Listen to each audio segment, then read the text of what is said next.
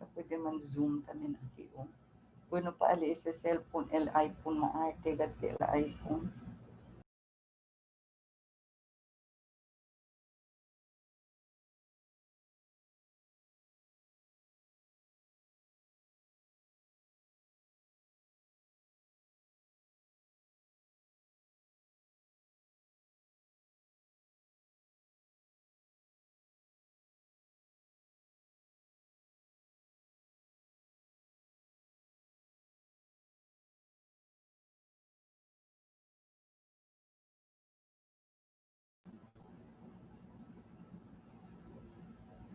Pwede ka.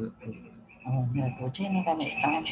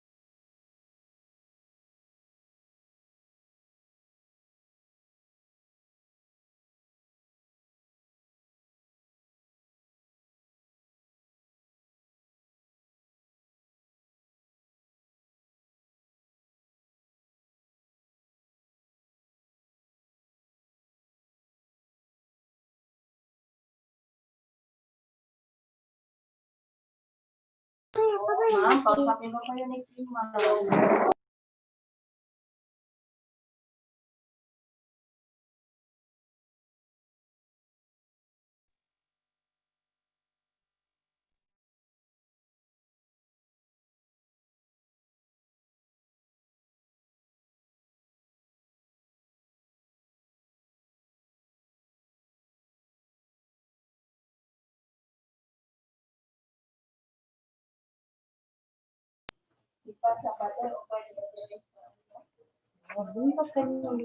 All right. Air na tayo. Saan ko makita, ma'am? YouTube. That is the morning. Yan ako. Pero, refresh.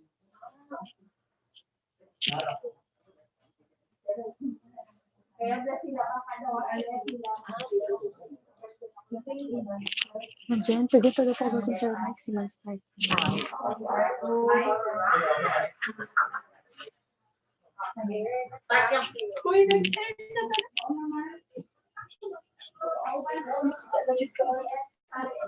Okay. Good morning, ladies and gentlemen, our aspirant teachers of the Department of Education, our public schools district supervisors, and our speakers for today. We welcome you all to our division orientation for Teacher 1 Applicants 2021. To start with, please stand by as we sing our national anthem, to be followed by a prayer and Zambonga Hermosa.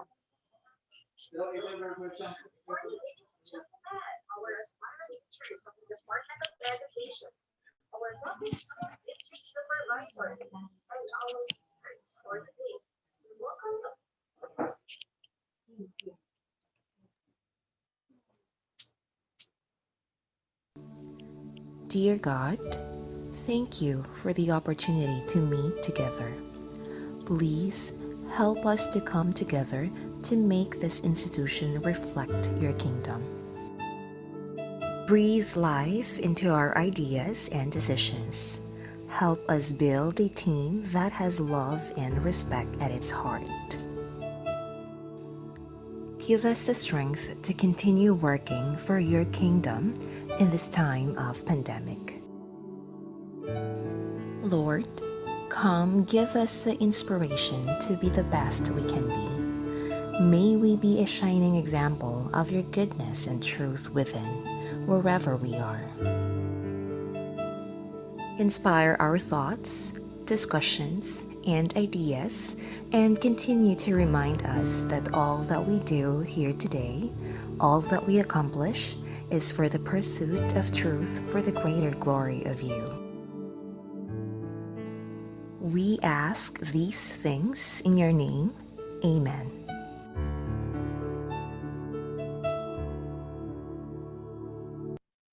Mga kababayan, ang pambansang awit ng Pilipinas. Kayang magiliw, kaya sa sinakanan, alam ng puso, sa dikit mo'y buhay. Upang hinirang, kuya ka ng magiting, sa manlulupin, di ka pasisingil, sa nagagang tutok sa simoy at sa langit mong pagaw, ay hinatang tulad, awit sa pagkayang minamahal. Ang isang ng matawad mo'y tagumpay na nag-iindig, ang bituin at araw niya kailan pa may di magdidinig. Luman ang araw ng walhagit pagsinta, buhay langit sa piling mo. Ang inigaya ng pagkay mga amin, ang mamatay ng dahil sa'yo.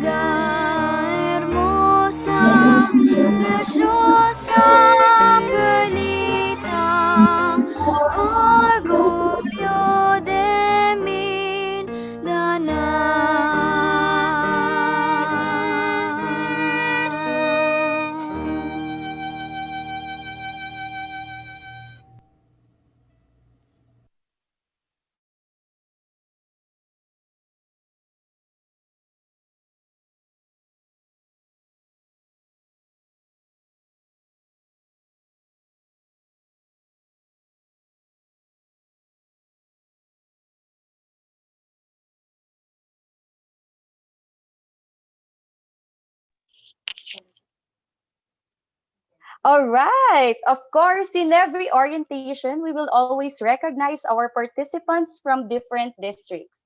As I call your district, please hit the like button or subscribe and click the notification bell for more updates. Or you can go to our comment section and post your questions and we will answer it later in our open forum. Or pwede din naman po tayong mag-comment, mag-shout out. Maybe later, if we have time, I can read some shout outs from our viewers. Okay, we will start from the farthest of the west. We have Labuan District with 12 participants. How about Ayala District with 2 participants? Recodo District with 6 participants. Kawit District with 11 participants. Sinunok District with 4 participants.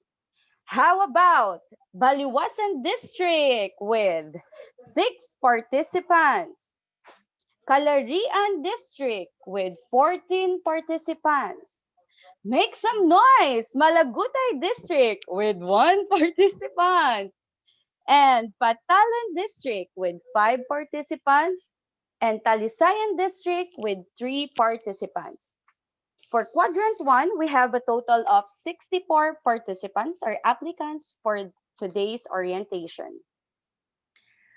We have Quadrant 1.2, Santa Maria District with 17 participants, San Roque District with 6 participants, Pasonanca District with 1 participant, Tumaga District with 7 participants, Zamboanga Central District with 18 participants, Santa Barbara District with 15 participants, a total of 64 participants.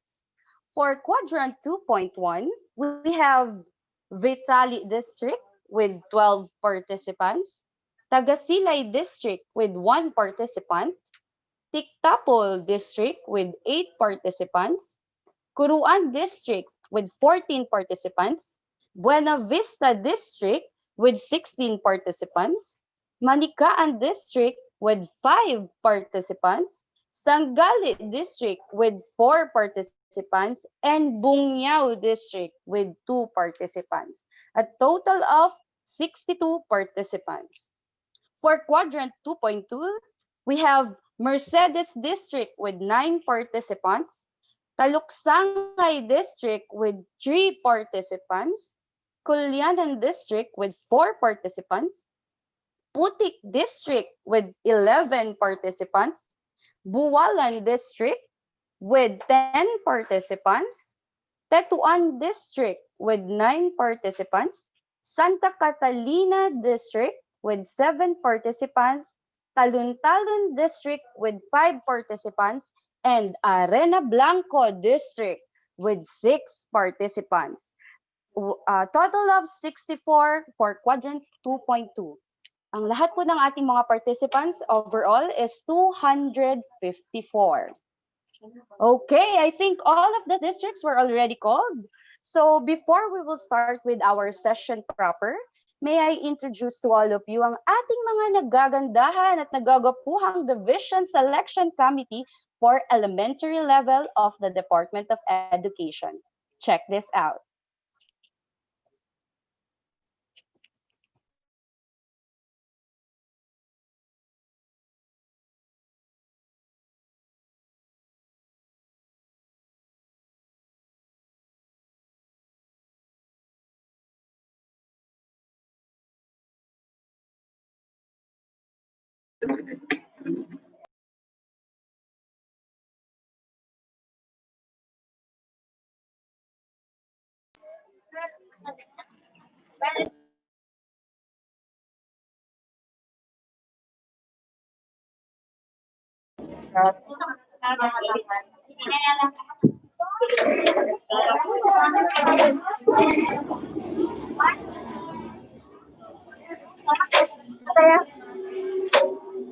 Grade 7.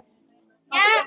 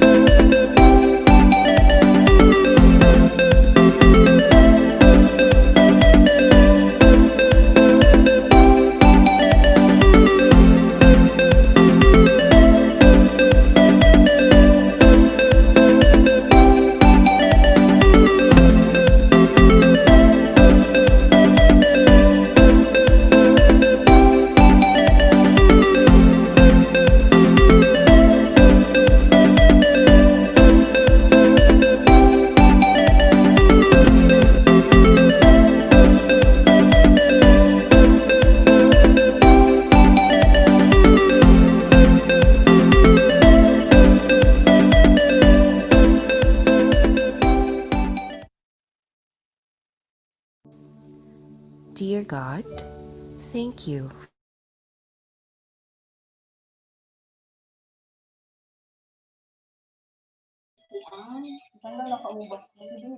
There you have it, ladies and gentlemen. Since you already know them, I think we are ready to start with our session.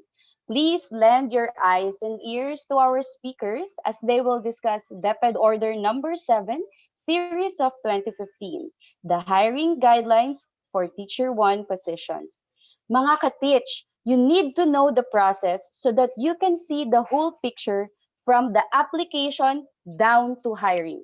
So without further ado, to discuss to us the background and rationale, scope and definition of terms of DepEd Order number 7, series of 2015, our first speaker for today is the Chief Education Supervisor of School Governance and Operations Division and is also the chairperson for Elementary RQA 2021 and the father of SGOD. None other than Dr. Rosalio B. Conturno Jr.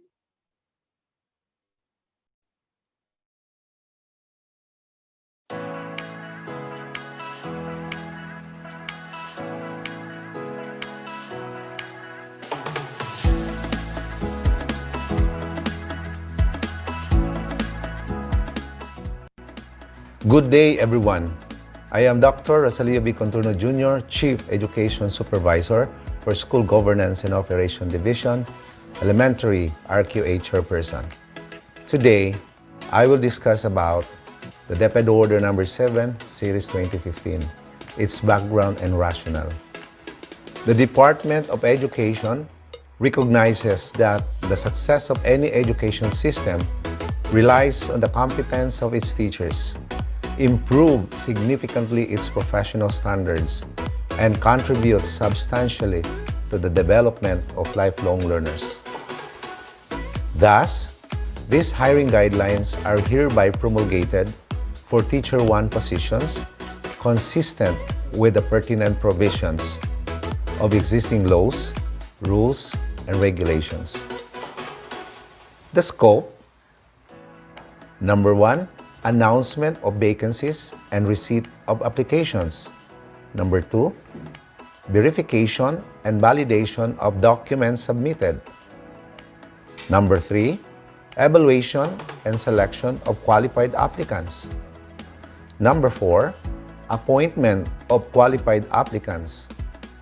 Number 5, monitoring of division office compliance with hiring guidelines by the regional office.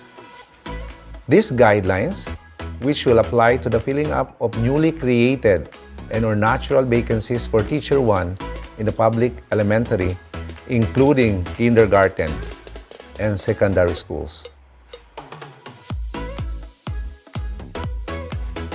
The definition of terms provide clearer understanding of these guidelines.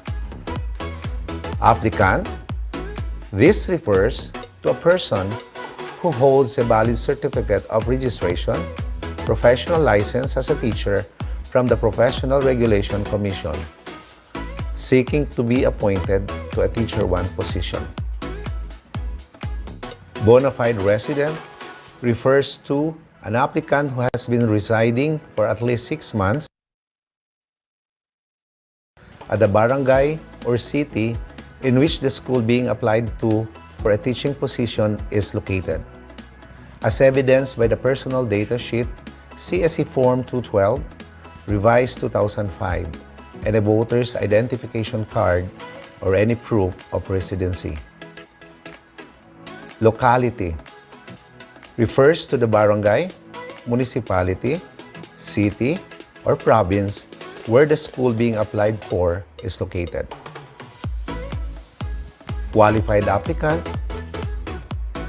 refers to an applicant who has been screened and who therefore meets the evaluation and selection criteria used by the school's division as provided for in the guidelines. Registry of Qualified Applicants, RQA, refers to the official list of applicants who have obtained an overall score of 70 points and above based on the criteria set and as a result of the evaluation and selection processes. Thank you everyone and have a nice day. No hay cosa imposible. Cree, junto, puede.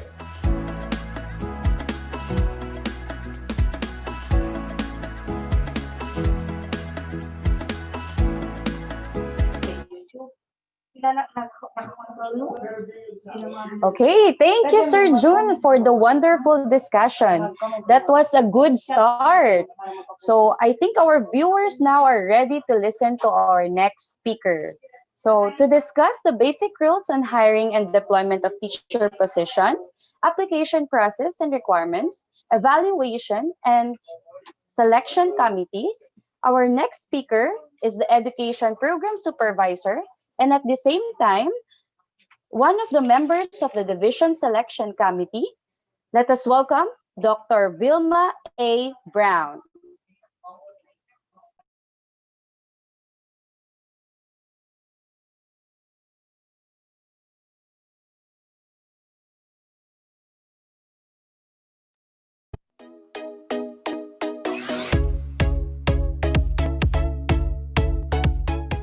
Good day, everyone. I am Dr. Vilma Brown, Education Program Supervisor for Mathematics.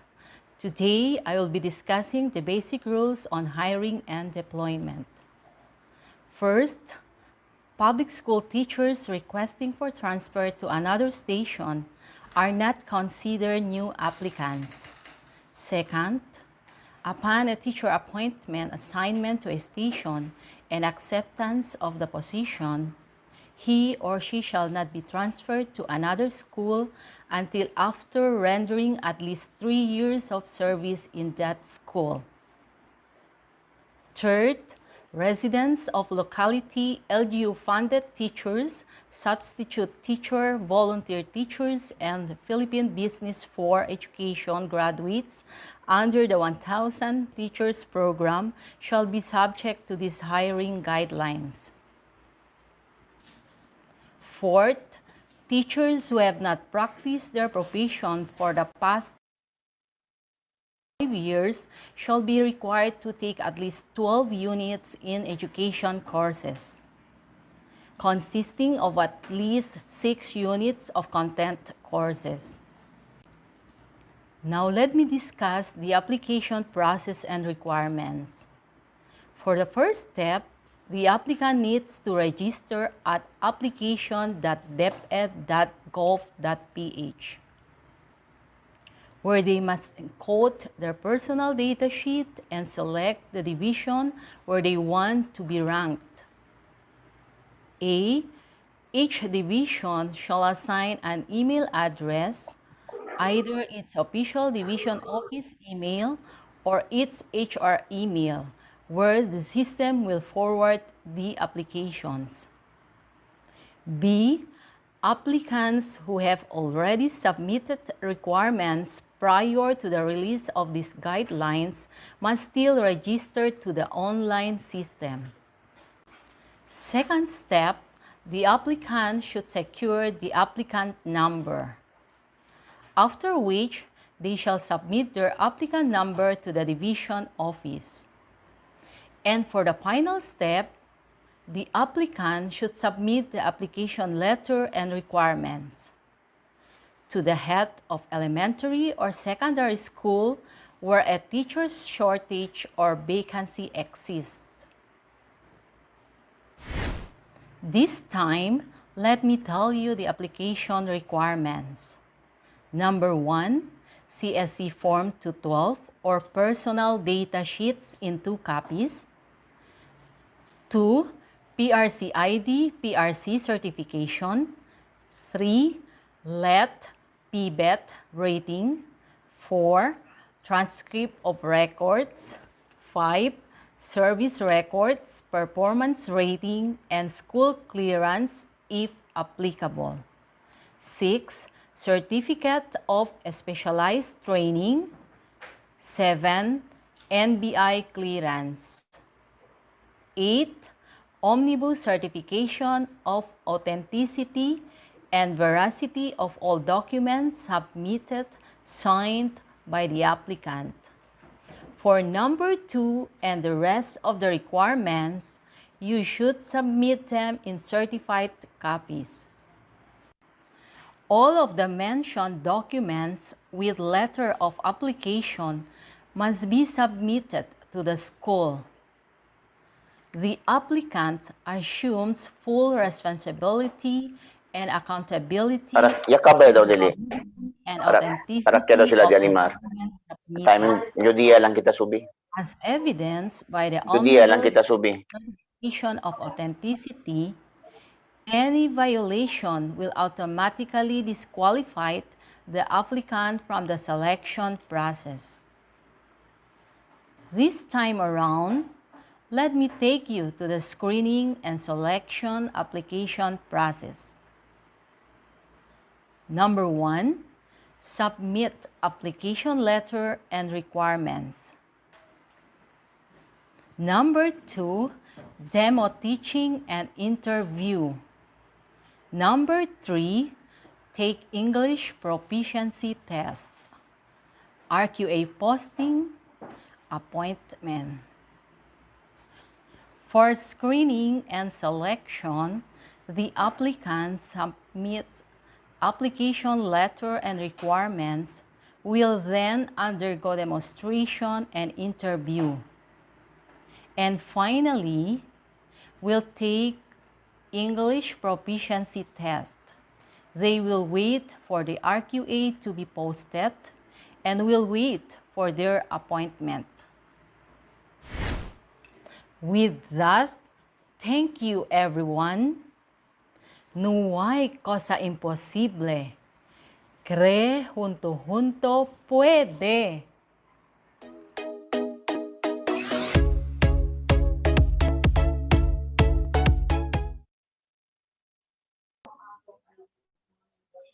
Thank you, Ma'am Vilma, for sharing to us the entire picture of the application process.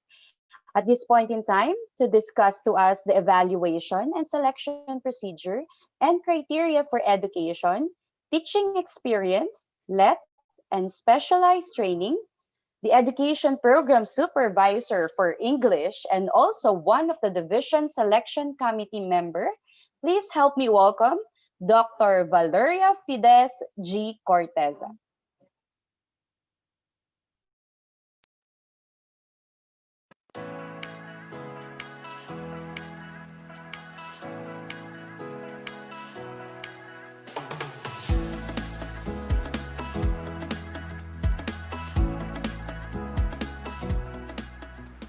Hi everyone, I'm Valeria Fides G. Corteza, the Education Program Supervisor for English. Today, I will present to you the evaluation and selection procedure and criteria. This is the part where we appreciate and assign points to the credentials you included in your portfolio. There are 7 criteria defined in Deped Order Number 7, Series of 2015. When you submit your portfolio, please arrange them as in this order. Here are the 7 criteria. Education, 20 points. Teaching experience, 15 points. Licensure examination for teachers or professional board examination for teachers rating, you will have 15 points. Specialized training skills, 10 points. Interview, 10 points. Demonstration teaching, 15 points. In communication skills, 15 points. That would be total of 100 points. Education shall be rated in terms of the applicant's academic achievements. Thus, all subjects with corresponding units must be included in the computation. The rating of education shall be based on the following equivalents, with 1.0 as the highest and 3.0 as the lowest. Let us see the slide. If your general weighted average is 1.0, the equivalent point is 18. You notice that the applicant did not get the full 20 points because An additional 1 point is added if the applicant has master's degree, either Master of Arts or Master of Science.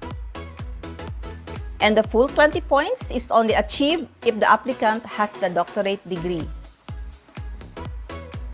The table presented used the general weighted average and the percentage rating. Applicants with non-education degrees shall be rated using the general weighted average in their baccalaureate degrees and the 18 professional units in education. If a school issues a certification of general weighted average with a corresponding percentage rating that does not conform to the above table, the committee shall refer to the grading system of the school. For schools with unique grading systems, a corresponding transmutation table shall be constructed.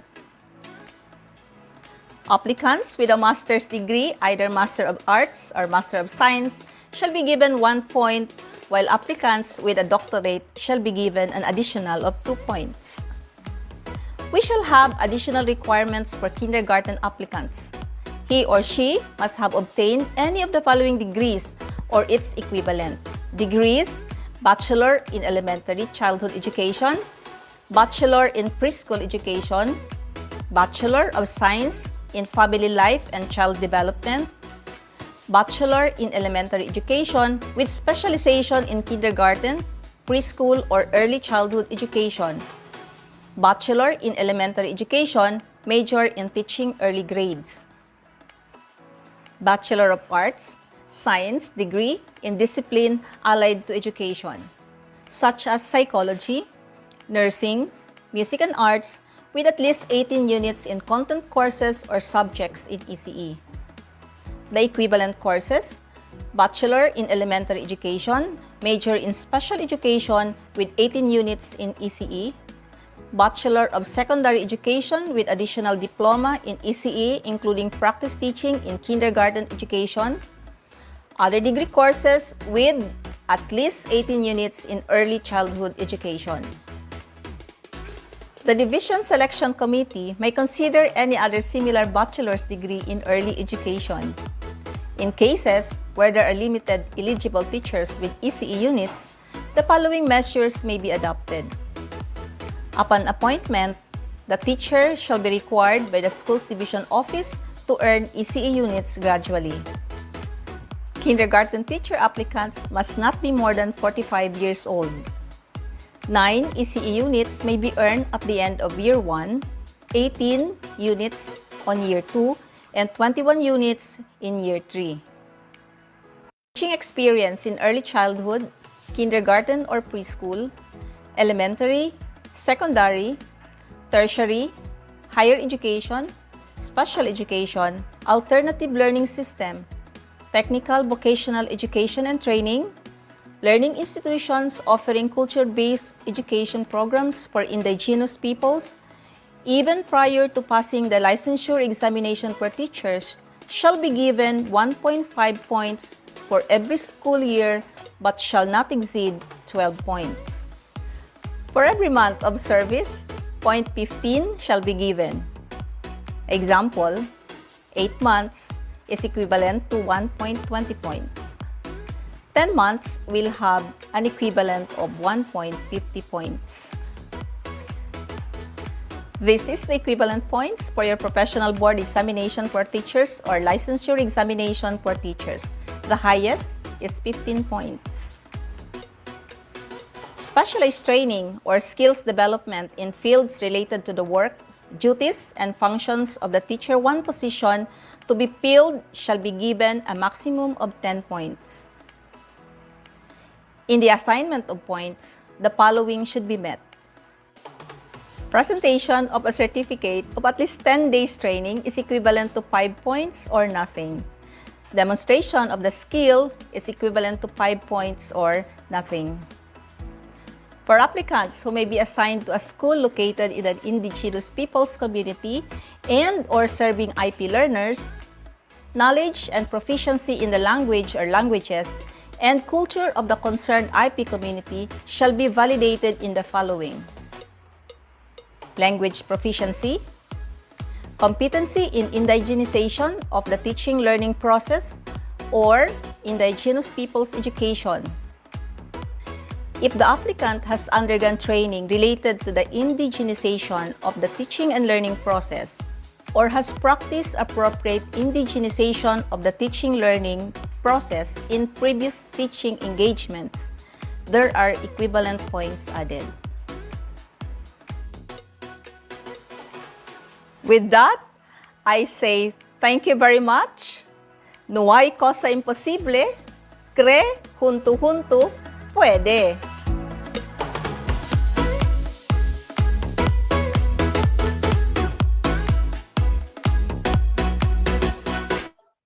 Thank you, Doc Bebs, for that explicit explanation, especially on the criteria, which I know all of our viewers ay nakatutok talaga kasi doon talaga papasok ang mga points natin.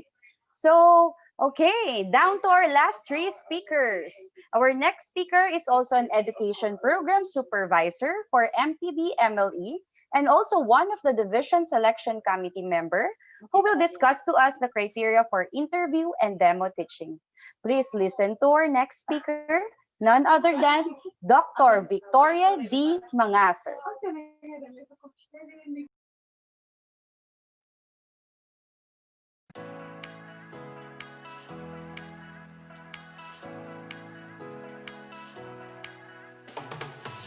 Hola, buenos días. I'm Victoria D. Mangaser, Education Program Supervisor for Kindergarten and Mother Tongue-based Multilingual Education. I will be sharing to you what's to know about two aspects that are greatly viewed with anxiety and fear by many of our Teacher 1 aspirants: the interview and demonstration teaching part of the hiring process. Knowledge is power. Knowing what's ahead will allow you to be better prepared when your turn comes. Let us start with the interview. The Division Selection Committee shall interview applicants and ensure that all have equal opportunities to be assessed. Applicants shall be interviewed on topics such as professional experiences, instructional skills, technology or computer skills, classroom discipline, classroom management, knowledge of content and materials, planning skills, relationship with administration, staff, parents, and students, and personal qualities. The interview will be conducted at the district level. The District Selection Committee, headed by the Public Schools District Supervisor, and at least 4 school heads shall conduct the interview. Interview will earn the applicant 10 points in the overall rating. Applicants shall be rated based on 3 listed competencies and standards indicated in this table. Interview questions are to be aligned with the following. First, teaching ability. What do you know about effective lesson planning, instructional strategies and techniques, student assessment? For this particular competence, interview questions will measure the applicant's knowledge of content and pedagogy. Next is classroom management. For classroom management, interview questions will seek to measure your ability to effectively deal with students in the level you are applying for. Do you have a reasonable understanding of potential challenges involved in teaching students in the grade level?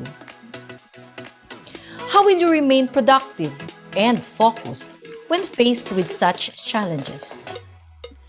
How will you adapt your classroom management style to meet the needs or culture of your future school? And finally, school fit. How you interact with the interviewers.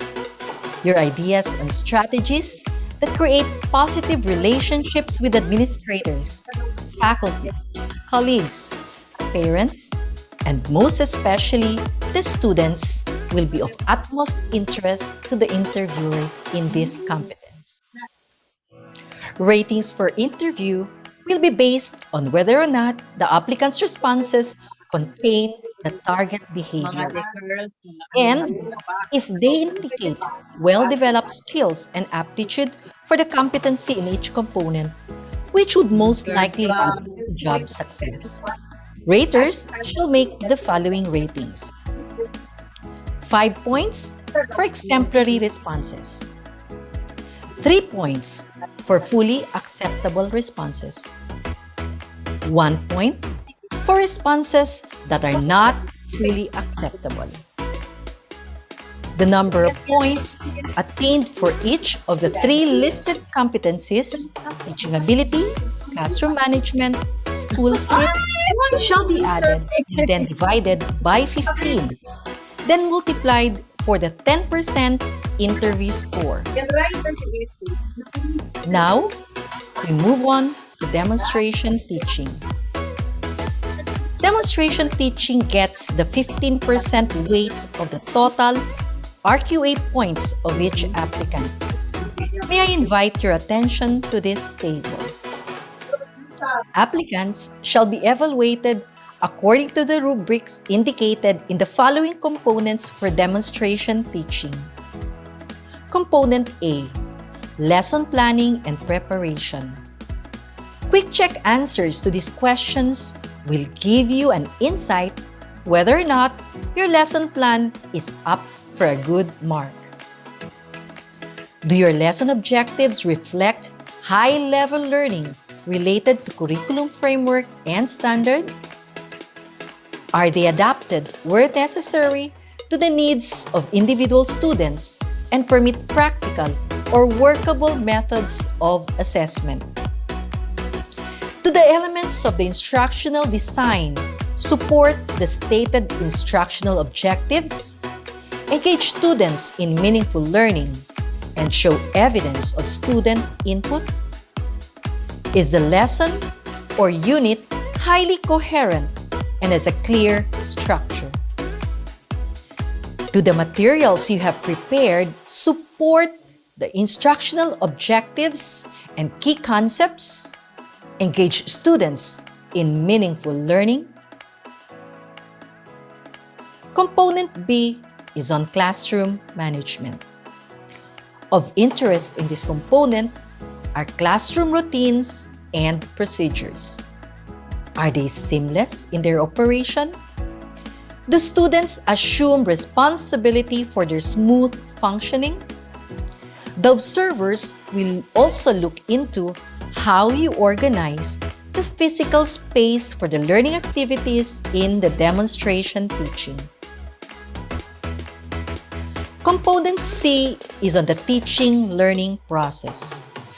In this component, focus is on the teacher's knowledge of content and pedagogy, the teacher's questioning and discussion skills, students' learning and their response to activities, and the learning activities itself. Component D is on language proficiency. It centers on the teacher's use of language, especially on the medium of instruction of the learning area chosen for the demonstration teaching. Is the teacher's spoken and written language correct and expressive, with well-chosen vocabulary that enriches the lesson? Are the information and ideas being presented conveyed with clarity? Component E is on the assessment of learning outcomes. The committee will look into the congruence of the assessment with instructional objectives and key concepts, both in content and in process.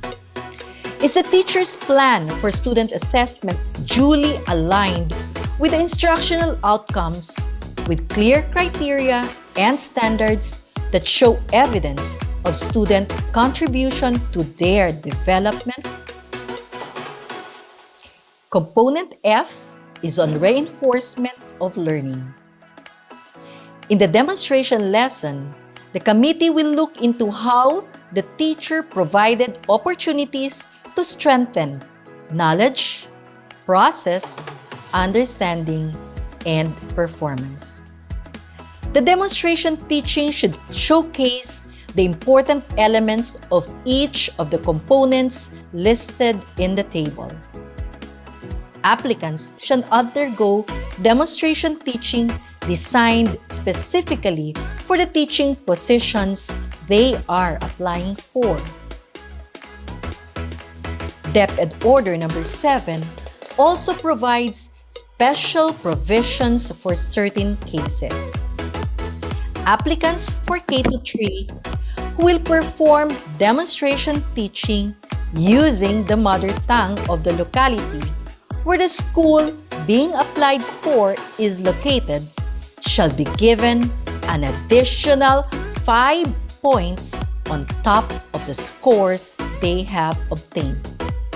For applicants who may be assigned in a school located in an IP community and or serving IP learners, the Division Selection Committee shall give due recognition to an applicant's knowledge and skill in integrating indigenous knowledge, culture, and skills into the teaching-learning process as demonstrated in the above aspects. Muchísimas gracias.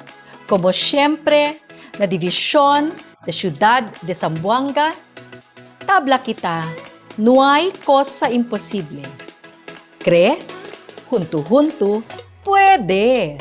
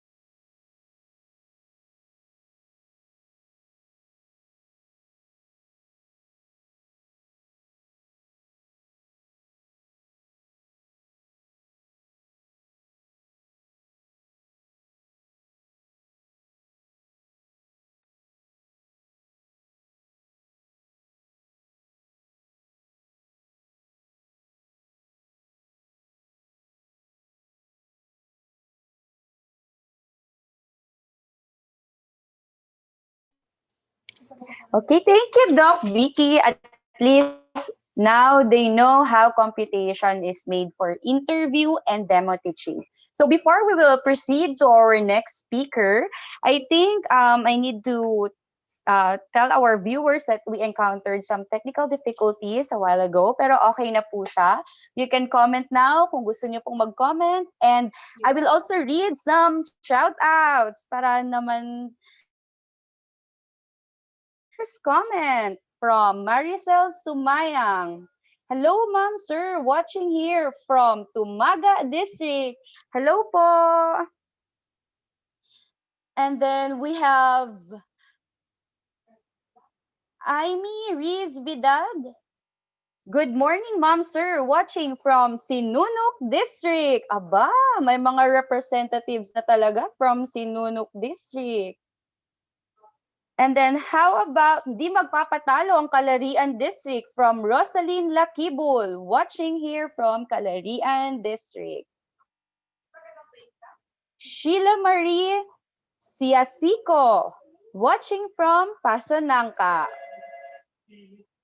Ruela Balasabas, good morning, ma'am, sir. Watching from Tetuan District. And from Recodo District, we have lovely Agrabiador. From Santa Catalina District, we have Mary Lane Datolio. Good morning, watching from Santa Catalina District. Okay, all your questions will be answered later during our open forum para ang ating mga speakers will explain to you thoroughly para at least maintindihan niyo po yung entire process.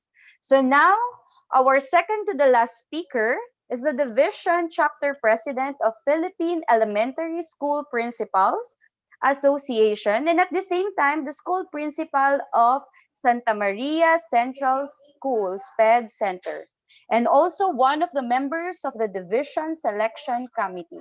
Ladies and gentlemen, to discuss to us the constituting and utilizing of RQA, appointments of qualified applicants, and monitoring of division compliance, let us now welcome Mr. Jonathan Taroza, Elementary School Principal 2.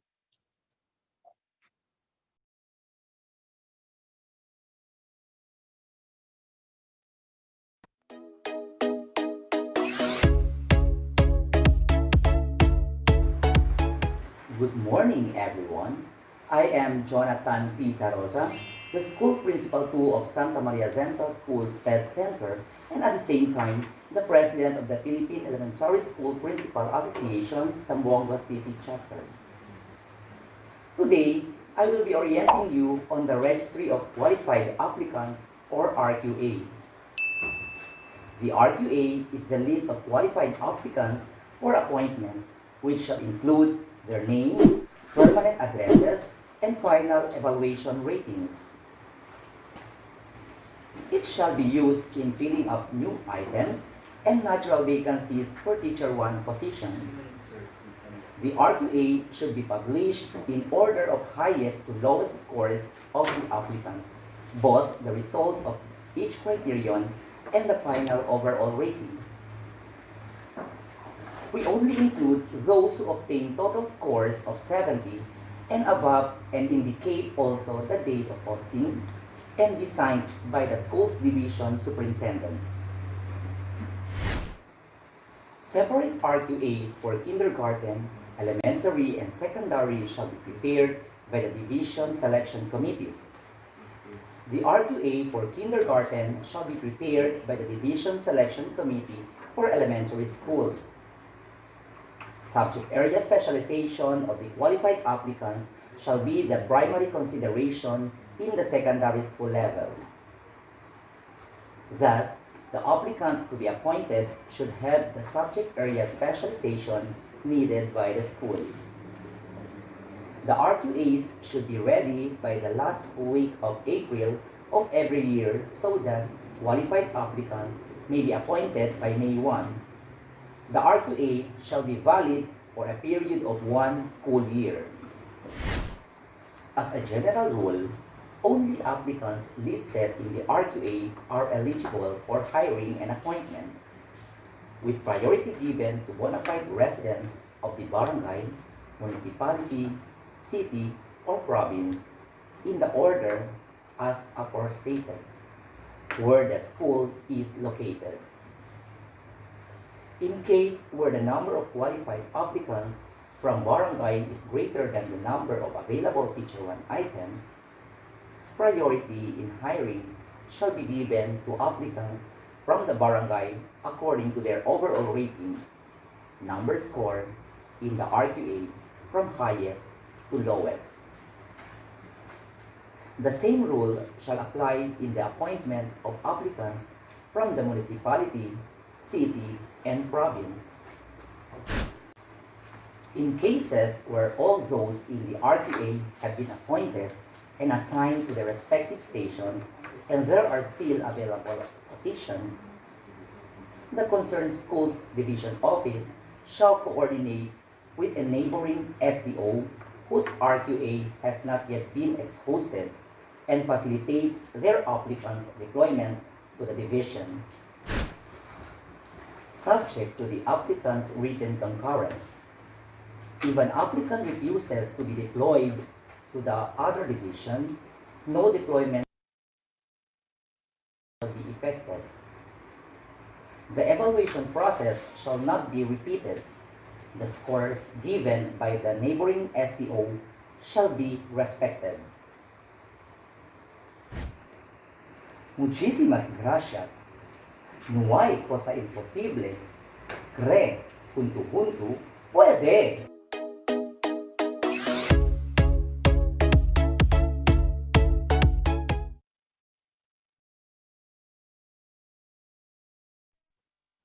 All right. So thank you very much, Sir Jonathan, for the brilliant explanation during your discussion. So before tayo magpo-proceed sa last nating speaker, I just want to read some of the comments coming from Kimberly Claire Estrada, watching from Tagasilay District. Wow, layo-layo. From Julieta De Leon, watching from Curuan Central School SPED Center. From Nur Aisa de Marunsing, good morning, watching from Santa Catalina District. So, from Sir Jonathan De Los Reyes, hello sir, our one of the principals, watching from Malagutay District. From Jovel Sherina Ramos, good morning. Watching from Manikaan. From Nirma Sahaji, good morning. Watching from Calarian District. Alvi Balnig, blessed morning everyone. Watching live here in Sangali District. Hello po sa mga taga Sangali District. From Mary Rose Coralat, good morning everyone, watching from Putik District. Okay, from West naman tayo, and from Annalie Ramos, blessed morning, watching live in Labuan District. From Jessa Magpuyo, good morning. From Nasilme Napigkit, from Buena Vista. From Jaylin Francisco, blessed morning po. Germeline Elika, watching from Ayala District. So, I would like also to remind our Zoomers na please i-mute niyo po yung mic para hindi po tayo mag-interrupt during the discussion. So now we will proceed for the last speaker. We will save the best for last as we listen to our last speaker for today's orientation, where he will discuss English communication skills and other DepEd orders related to the hiring of elementary school SPED teachers. He's the Senior Education Program Specialist for School Management, Monitoring and Evaluation, and also the Division in Charge for Private Schools, Division Testing Evaluation Officer, and Division Special Consultant for Special Education. Please welcome Mr. Vinny Gerard B. Elicano.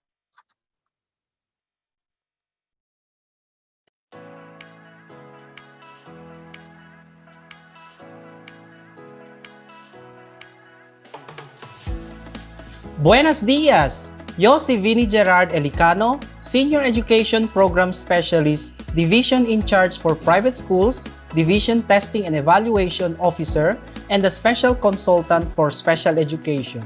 I will be sharing some information and document submission standards for SPED major applicants and the English proficiency test based on DepEd Order Number 7 Series of 2015.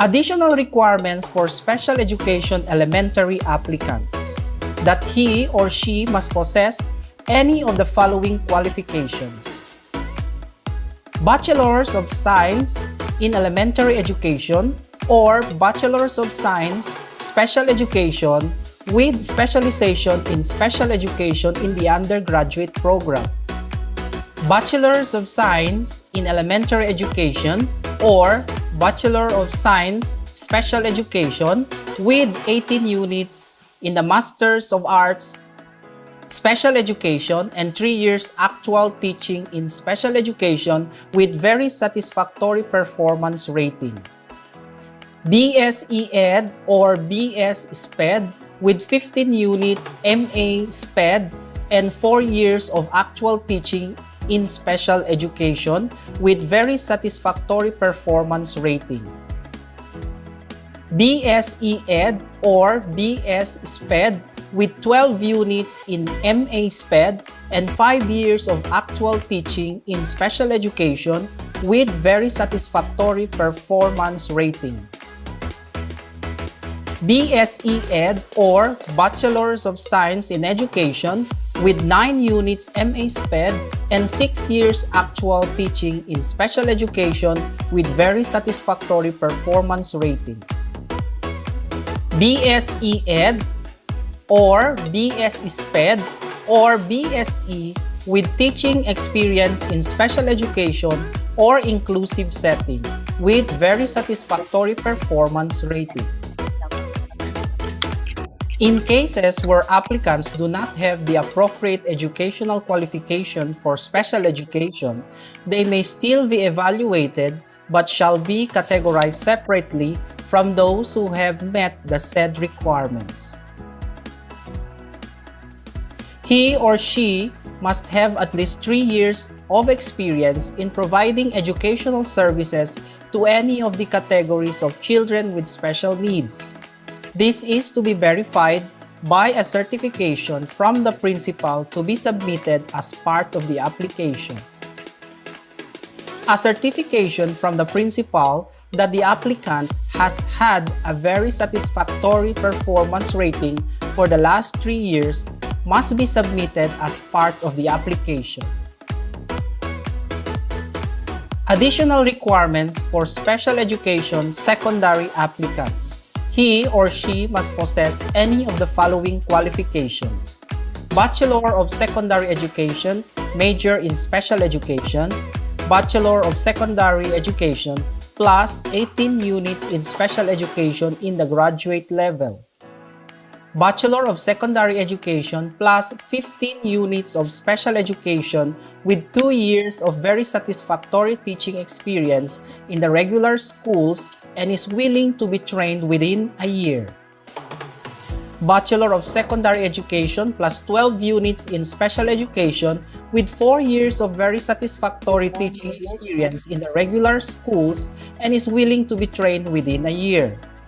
Yes, ma'am. Bachelor of Secondary Education plus 9 units in Special Education with 6 years of very satisfactory teaching experience in the regular schools and is willing to train within a year. Bachelor of Secondary Education plus 2 years of very satisfactory teaching experience as a special education teacher. For applicants with special education or SPED as their specialization, applicant who is a graduate of B.Ed major in SPED may apply for Teacher 1 position following hiring guidelines as stated in DepEd Order No. 7 Series of 2015. Deployment of teacher with Teacher 1 SPED major item from the RQA will be identified and determined by the Planning Office based on teacher needs, teacher to learners with disabilities ratio, and localization. BEd SPED major applicants in the RQA are eligible for Teacher 1 item and can be assigned in the regular setting.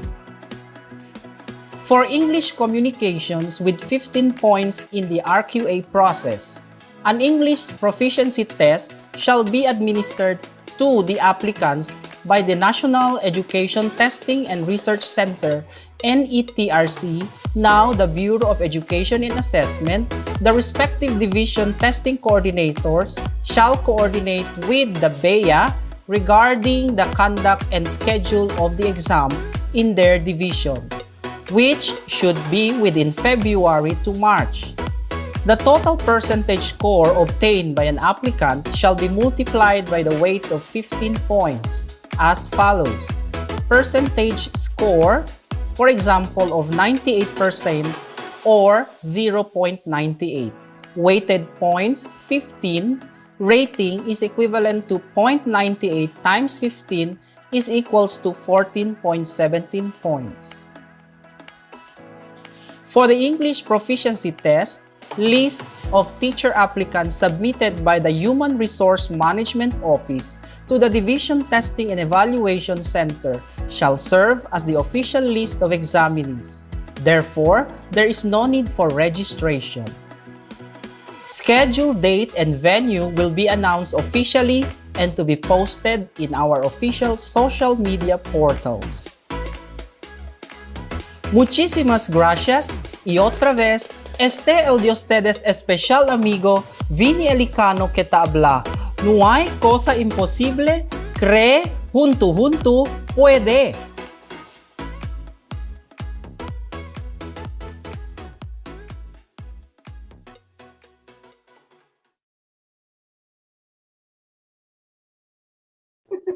Thank you sa ating special amigo, Mr. Vini Elicano, for the clear explanation. I know the viewers are very happy with your discussion. So I would like also to inform everyone, to our viewers, that we are celebrating our International Day of Education. So saktong-sakto talaga during our orientation. At least you are informed that we are celebrating this activity. So I will read some comments coming from our viewers. Saan na ba tayo? Saglit lang po.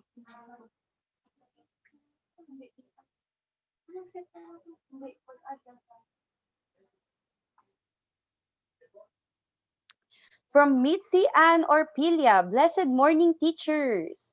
From SM AJ, watching from San Roque. From Erika Pardillo, watching from Labuan District. From Royan Kagang, watching from Putik District. From Marilyn Datolio, pa-shoutout po. From Santa Catalina District. From Gatekit, Labuan. Lumalaban talaga ang Labuan. Naka-caps lock talaga lahat. How about Mary Jane Abatayo, watching from Buwalan District? May mga questions tayo, so later sasagutin lang po yan ng ating moderator and as well as our speakers for today. So comment lang po kayo ng comment para maisulat po namin yung mga questions ninyo. So we have from Elisha Napal Cruz. Good morning, ma'am. Watching from Tetuan District. Sino pa ba dito? Jmar Lopez. Good morning, teachers. Watching here from Buena Vista District. From Erika, from Misaki Ayuzawa. Watching from Putik District. Abdurrahman Abdul Hakim. Good morning, everyone. Watching from Santa Barbara District. Good morning, everyone. Watching from Santa Maria District, from Yana Asan. From Sir Ruel Carpio. Watching from Tetuan District. Hello po. Isa po yan sa mga teachers natin. Good morning, everyone. Watching from Bahay. Char. From Mercedes District. Coming from Alexis Torres. Hello, Alexis. Hope you enjoy this orientation and you will learn a lot from here. From Fatra Adams. Hi, ma'am. Watching here from Buena Vista District. I think ang daming nanonood coming from Buena Vista and other districts na yung mga na-mention ko. From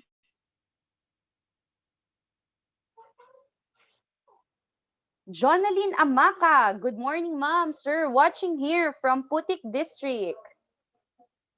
Jonah Dakula. Good morning, ma'am, sir. Watching from Curuan District.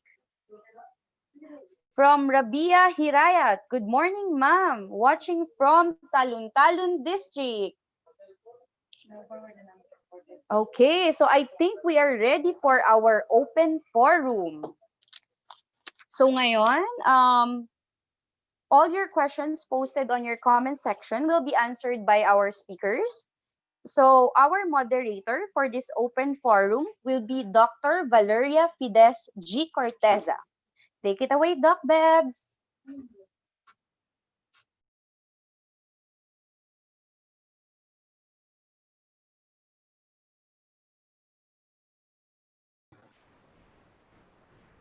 Hi, everyone. Good morning. and welcome to this very unique, amazing, and new normal way of organizing orientations. Many years ago, I was once an applicant for Teacher 1, but we didn't have an orientation like this. I thank the top management of Zamboanga City SDO and the entire production staff for making this orientation possible. The task is a tough one, but as we always say, no hay cosa imposible, cre junto-junto, puede. We welcome everyone to this portion. If questions posted, would ask Sir Chief Conturno to answer them. So let me start with the question from YouTube live stream from Kathleen Ampig. Good morning po. Ask ko lang po sana for those who na nag-take na po ng EPT last 2019, is it still valid po ba for this year? Sir Chief?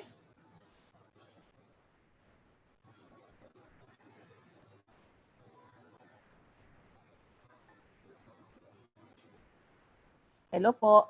Sir Chief June? Chief Conturno?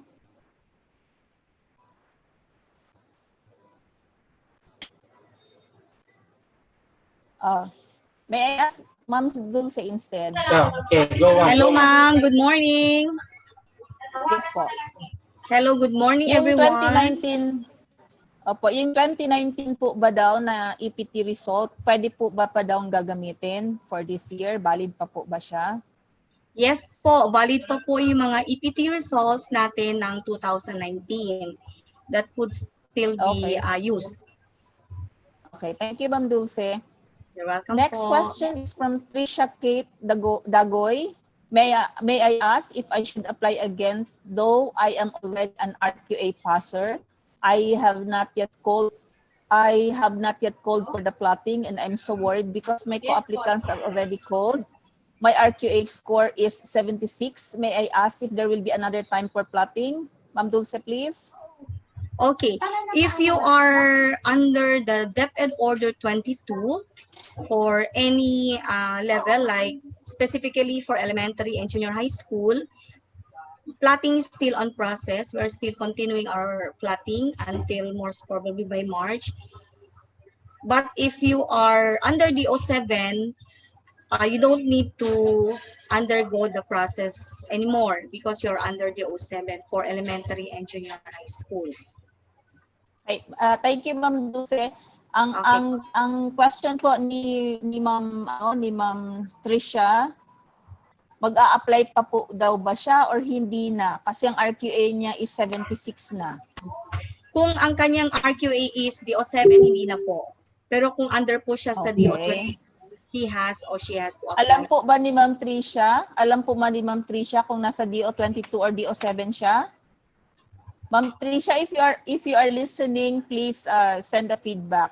Thank you po, Ma'am Dulce. Okay. Next question from Annalie Ramos. I am an old applicant, ma'am. I applied last year but failed to take the EPT. I just want to ask, ma'am, when is the next schedule for EPT? Ma'am Dulce? Hindi po siya nakatake ng EPT 2019 and 20. Opo, hindi siya nakatake. Kailan po ang next schedule daw, sabi niya? Asking for the new schedule only. Okay. Yung schedule for the new EPT po, that will be announced later. So we will be having an announcement from our in-charge, kay Sir Vin Alicano. Ibig sabihin, at this moment, wala pa tayong schedule. At this moment, meron tayong temporarily naka-schedule, but the final announcement will be posted soon as there is already an approval from our concerned office for the conduct of the exam. Salamat po, salamat po.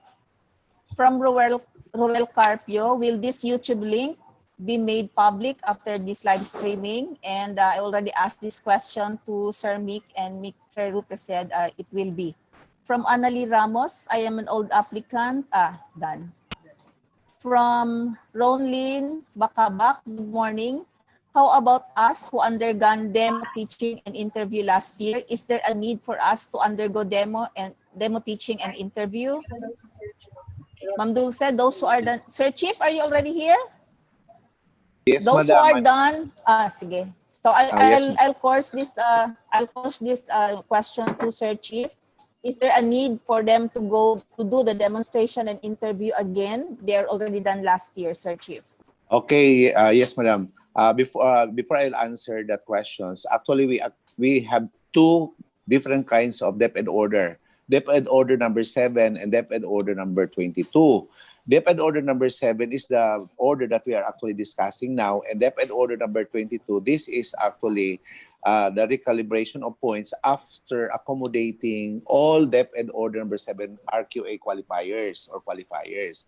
For teacher applicants who were actually part of the DepEd order number 7 and they were not given the opportunity to be accommodated, they will no longer apply for the second for this year. But of course, those applicant under DOS 22 still they will go and of course submit themselves for interview and demo teaching. So there are two different kinds of DepEd order, 7 and 22. If you are under DO number 7, no need. But if you are DO 22, you have to submit yourself for interview and demo, and maybe you have to go to the process again. Okay, thank you, Sir June. So, klaro sa mga applicants natin, no? You need to know if you are in RQA DO7 or in RQA DO22. From Trisha Kate Dagoy, may I ask po, bakit po kami pina-reapply again? We are already qualified applicants po. Sir Yes, June? yes, you are required to apply because your name is under DO22, not in DO7. Okay, thank you, Sir June. From Joanne Ignacio, good day po, ma'am. May TESDA training na po ako and in-service training. Ask ko lang po if ilang points po yung lahat, ma'am. Okay, will I answer that, Doc Beb? Yes po, okay, Sir June. Okay, TESDA training. If you follow DepEd order number 7, as soon as you present the certificate, you will only be given 5 points. And then after presenting the certificate that you completed and then you demonstrated the skills that you got from the training, that means to say that's additional 5 points. That is for specialized training. Less than 10 days will no longer be given points. That is for DepEd order number 7.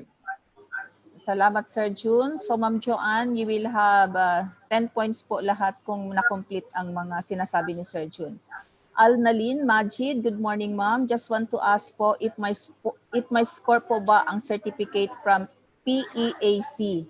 Ano po yung PEAC? What's PEAC? Sir June?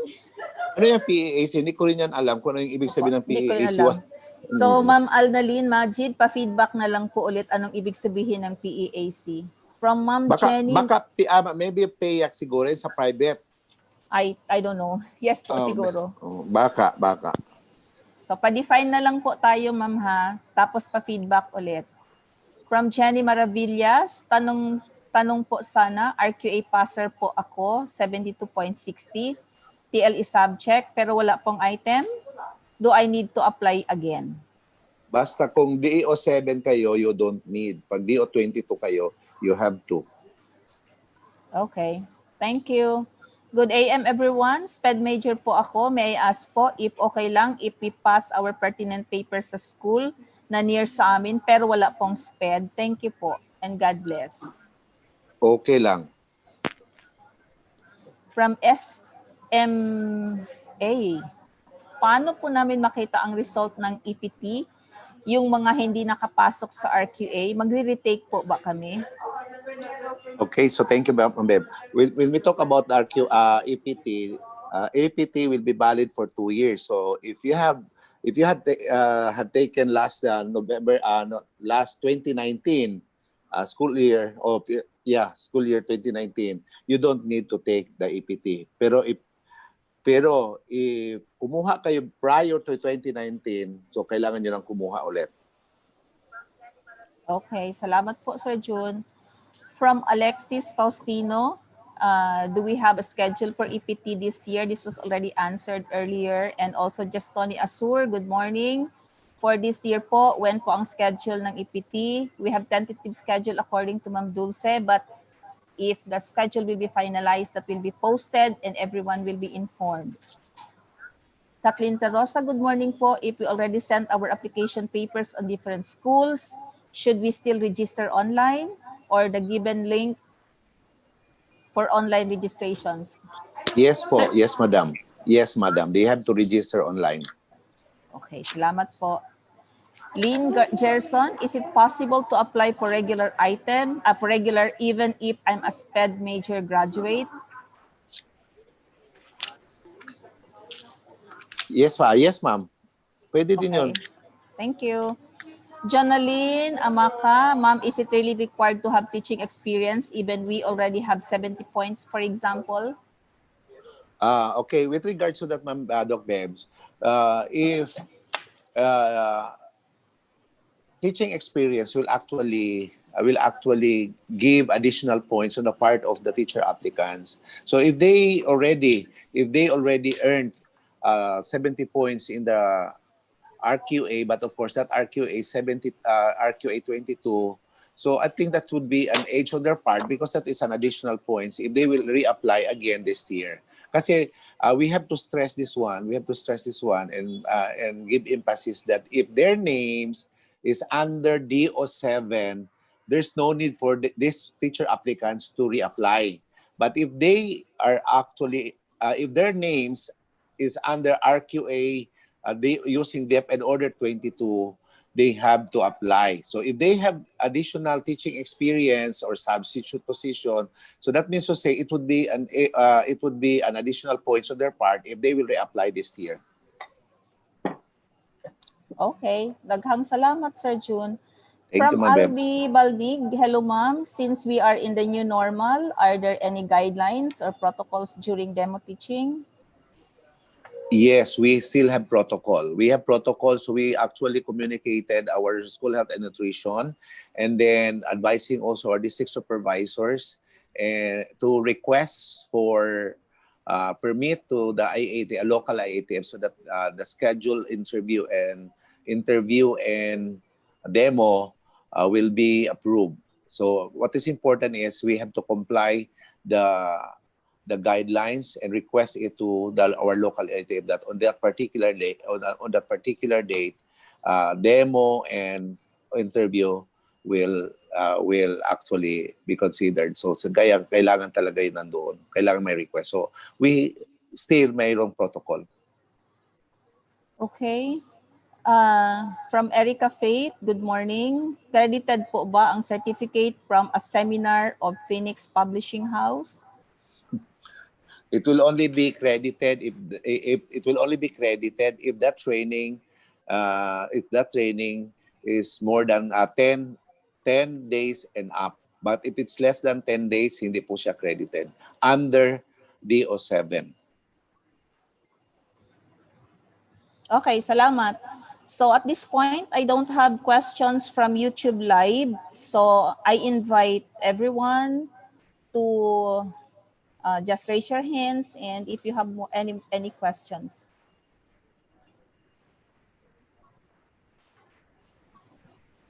Are there more questions? Anybody who would like to ask?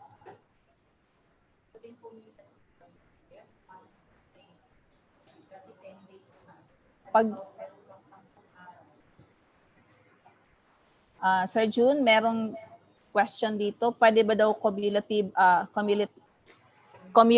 ang training ng 10 days for DO7? Example? No.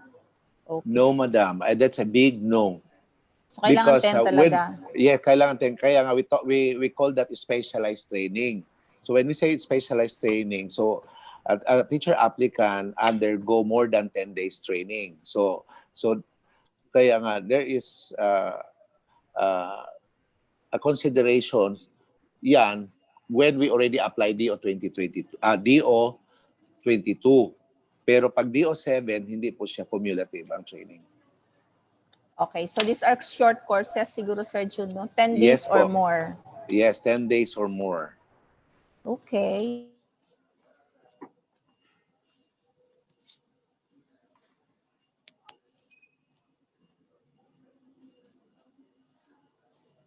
Tapos na si Ma'am Bebot.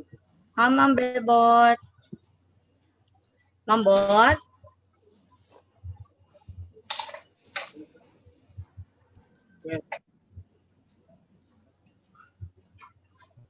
Ma'am Bebot.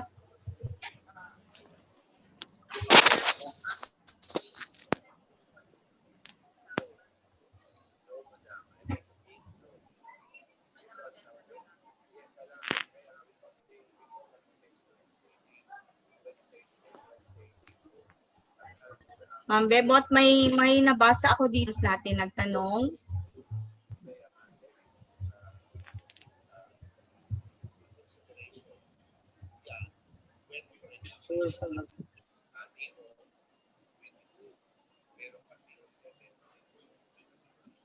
Ma'am Dulce.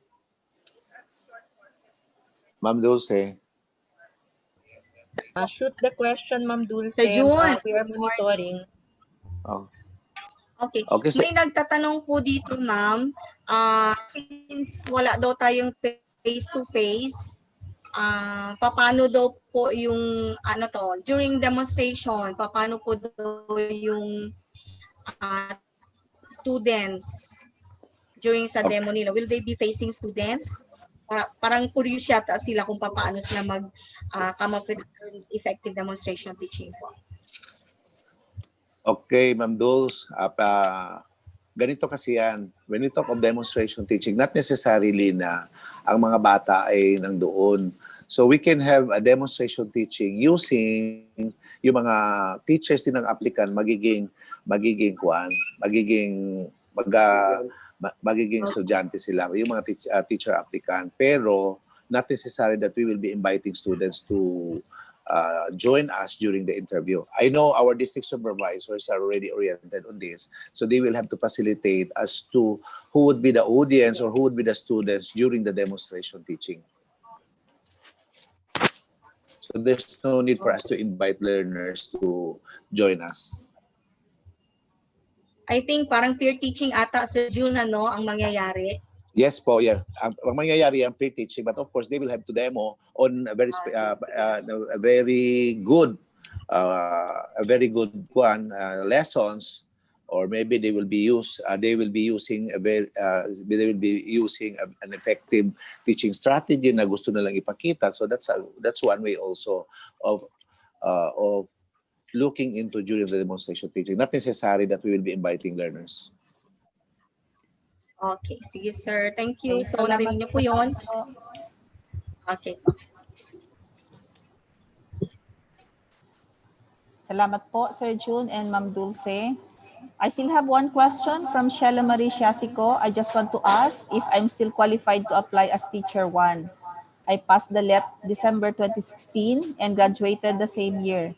I still don't have any teaching experience until now. Can you still consider? Okay. Ganito kasi, madam. Yes, I say that qualified siya to apply. But of course, it would be a disadvantage on her part kasi wala siyang teaching experience. And teaching experience is actually form part of the selection process or the screening process. So, mas maganda yun kung mayroon kang teaching experience. And then may provisions din doon, sa DepEd Order number 7. If you did not teach for 5 years, kailangan mo kumuha ng refresher course, particularly sa content or sa education subject. Mayroon doon may nakakuha doon sa DepEd Order number 7. So when we talk about pwede siyang mag-apply, yes, she can apply. Pero disadvantage on her part kasi wala siyang teaching experience, and teaching experience is counted as one of the processes. Okay, Okay, salamat po, Sir Chief. From Proserpina Laranjo, Buenos dias, ma'am and sir. May I ask if our DO hires LSA or Learning Support Aid?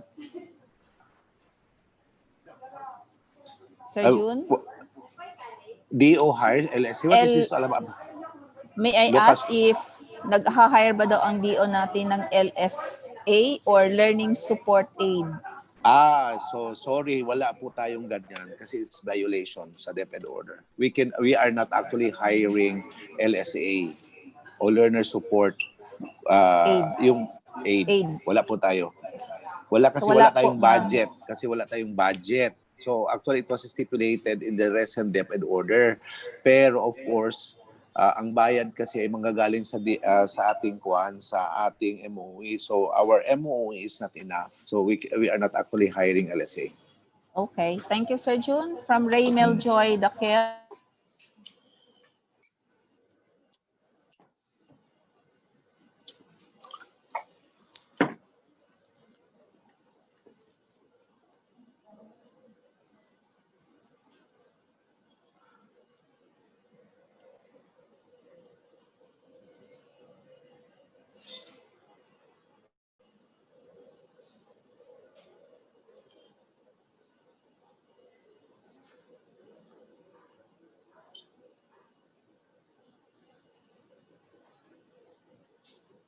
Hello. Sandali lang po na may technical kuan lang sandali. Okay.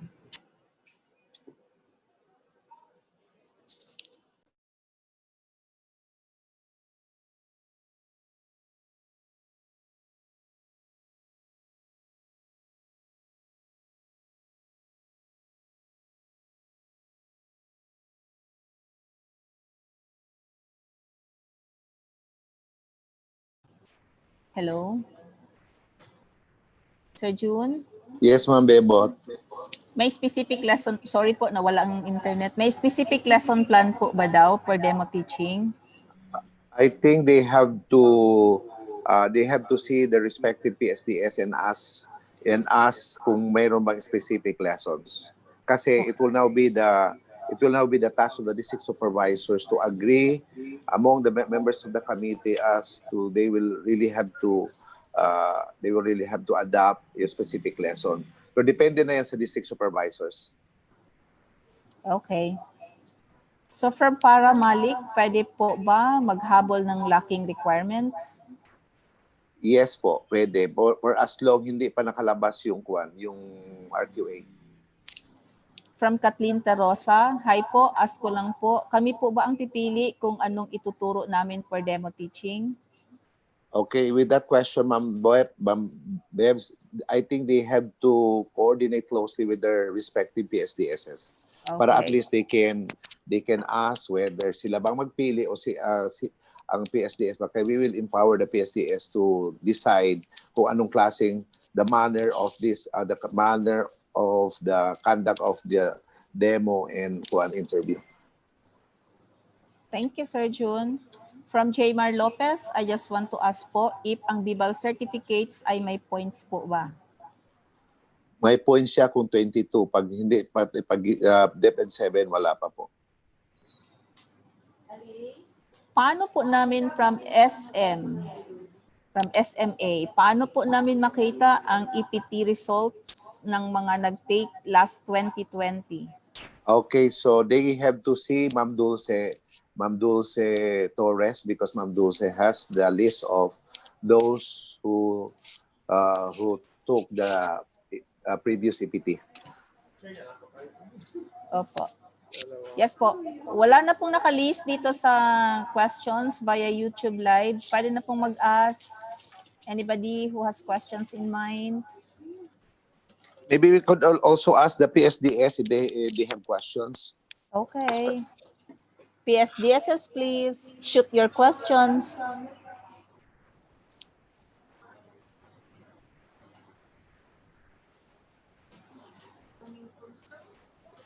Okay, Sir June, mukhang wala nang magko-question. Okay, thank you, Ma'am Bebot, for facilitating our open forum. Salamat everyone. At this point, I'll turn over to Ma'am Dulce.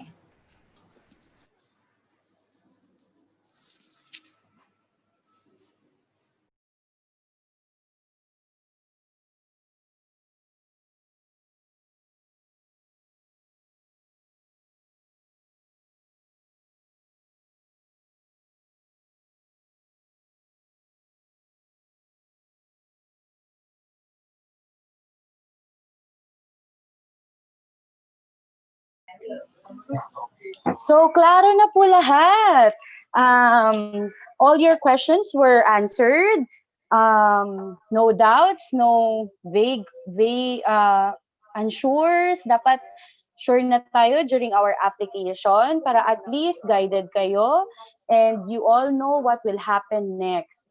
So,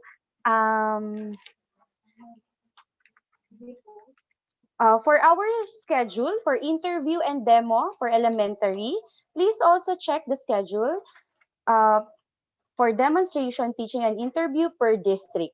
So check nyo lang po. It is posted in our video.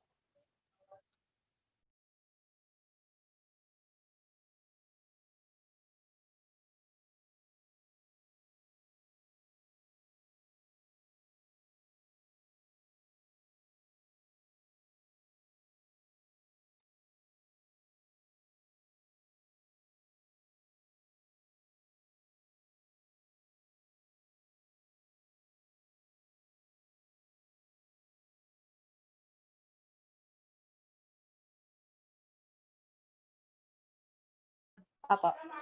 So, ito po, this is our schedule for elementary. Please check po kung saan po yung designated district nila so that you will be guided kung kailan kayo pupunta sa inyong venue for the interview and demo.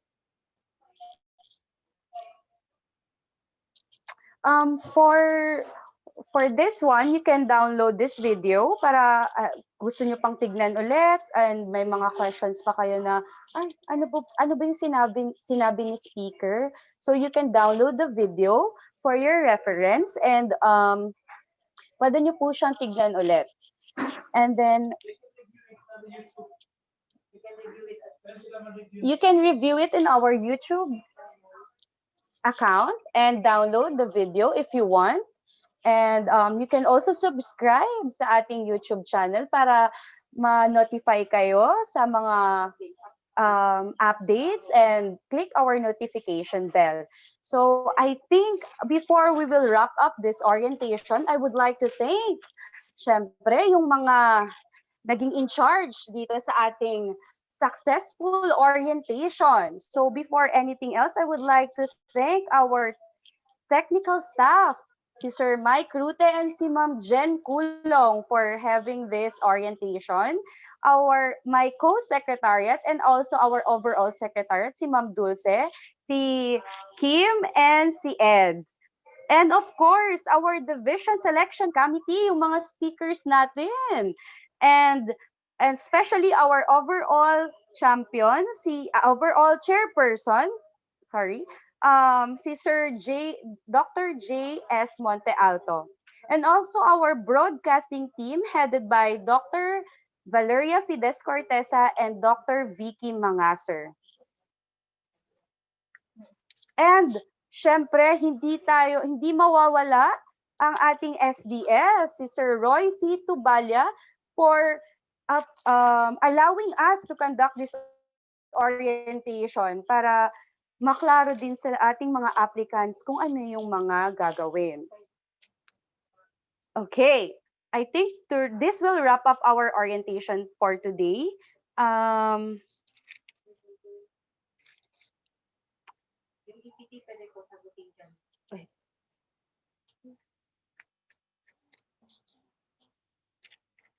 For our thank you pala Doc Bebs for moderating our open forum. So down to our last part of the orientation, please welcome Dr. Rosalio B. Conturno Jr. for the closing remarks. Okay, Marnie, thank you very much for the for hosting this or serving as the MC of our of our orientation. So I think this orientation really provided our teacher applicants, our district supervisors, the members of the different committee, the the, the things to be considered during the interview starting this coming February until March. So there will be no more, I should say, no more issues about. If there are issues, maybe you can just request for the link and view again the video that we actually prepared for our teacher applicants, because we really wanted that there would be lesser issues that we will be facing this year, because the previous year there are issues related to the processes. So I think with this video that we actually shown you just a while ago, was actually a better material for us to refer if there are concern or cloudy thoughts that we are facing. So I think I would like to say thank you very much to all the members of the different committees. I think there's no need for me to say it one by one. Baka I might miss one of you, so baka problema pa. So with that, see you on February for the first schedule of our interview and demo. In advance, thank you to, of course, thank you to our different district supervisors, the members of the committee. Para we are now sailing together for at least getting or answering our call for the RQA 2021. With that, thank you very much, and again, mabuhay po tayong lahat. Thank you, Marnie. Thank you, Sir June, for the closing remarks. So I think all of the questions were not answered yet. So lahat po ng mga questions nila na nakapost doon na hindi pa po nasagot ng ating speakers, pwede po nilang i-post, then we will answer it doon na po sa comment section ng ating YouTube account. Para at least maklaro sa inyo kung may mga katanungan pa at hindi pa nasasagot ng ating speakers. So that will be all for today. Thank you very much. This is your host, Marnie Ampatin. I'm signing off. Thank you for your participation. Bye-bye.